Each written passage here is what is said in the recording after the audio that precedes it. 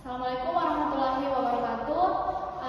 Nama saya Almara Nataya Fausan dengan NIM 105721132322 dari kelas M22I.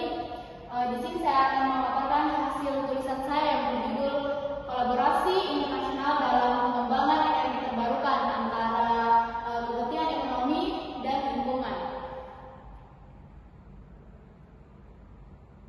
Kemudian yang pertama yaitu ekonomi terbarukan.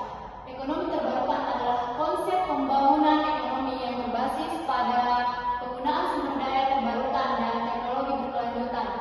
Konsep ini melibatkan integrasi prinsip berkelanjutan dalam berbagai sektor seperti energi, transportasi, dan pertanian. Kemudian ekonomi terbarukan ditandai oleh penggunaan energi terbarukan seperti angin, matahari, dan biomasa, pendekatan sirkular yang memaksimalkan daur ulang serta inovasi teknologi yang meningkatkan efisiensi. Kemudian ada poin-poin kepentingan ekonomi dalam kolaborasi energi terbarukan. Yang pertama itu ada transfer teknologi, yaitu memberikan akses kepada negara berkembang terhadap teknologi energi terbarukan seperti panel surya, turbin angin, dan sistem bioenergi dengan biaya lebih terjangkau. Kemudian yang kedua itu ada investasi asing, yaitu menarik investasi signifikan dari lembaga keuangan internasional, contohnya Bank Dunia, ASEAN Development Bank, kemudian sektor swasta dari negara maju. Kemudian yang ketiga itu ada peningkatan proyek energi, yaitu mendorong pembangunan proyek energi terbarukan di negara berkembang yang membantu diversifikasi sumber energi. Kemudian yang keempat itu adalah penciptaan lapangan kerja, menjadikan pekerjaan di berbagai sektor termasuk manufaktur, konstruksi, dan layanan teknis. Yang kelima, stabilitas ekonomi, yaitu mengurangi ketergantungan pada impor bahan bakar fosil dan meminimalkan risiko akibat fluktuasi harga global. Yang keenam, ada pertumbuhan ekonomi lokal, meningkatkan aktivitas ekonomi di wilayah tempat proyek energi terbarukan dibangun. Kemudian yang terakhir ada efisiensi biaya jangka panjang, yaitu meskipun investasi awalnya besar, energi terbarukan dapat memberikan penghematan biaya operasional dalam jangka panjang karena sumber dayanya yang melimpah dan tidak habis. Kemudian masuk ke poin ketiga, yaitu kepentingan lingkungan dalam kolaborasi energi terbarukan.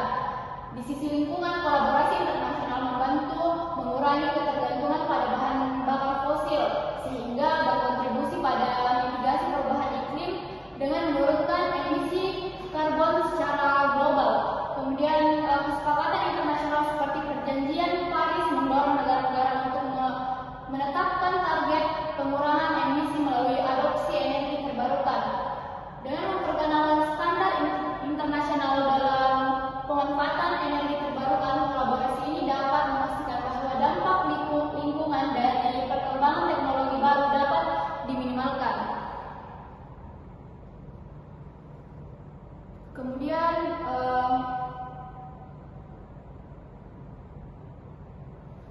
tantangan dalam kolaborasi internasional.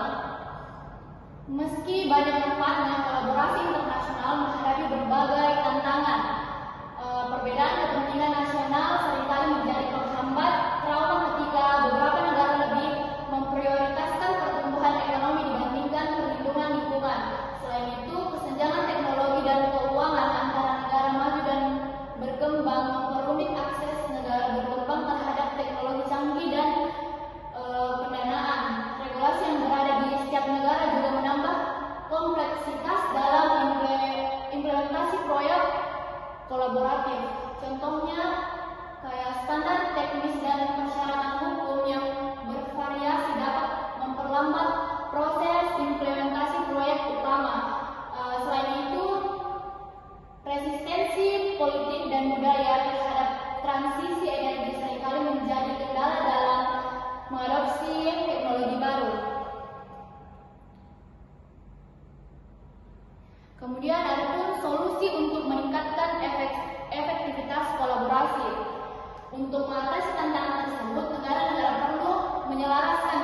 energi dan lingkungan agar kolaborasi internasional dapat berjalan lebih efektif. Mekanisme pendanaan yang inklusif juga perlu dikembangkan oleh lembaga keuangan internasional untuk membantu negara berkembang mengadopsi teknologi energi terbarukan. Selain itu, penguatan kemitraan publik swasta dapat mempercepat pengembangan proyek energi terbarukan melalui sinergi antara pemerintah, sektor swasta, dan organisasi internasional. Inovasi dalam model pendanaan seperti obligasi hijau dan kemitraan berbasis hasil dapat memberikan solusi pembiayaan yang berkelanjutan. Baik, itu tadi sedikit pemaparan dari saya. Lebih dan kurangnya mohon dimaafkan.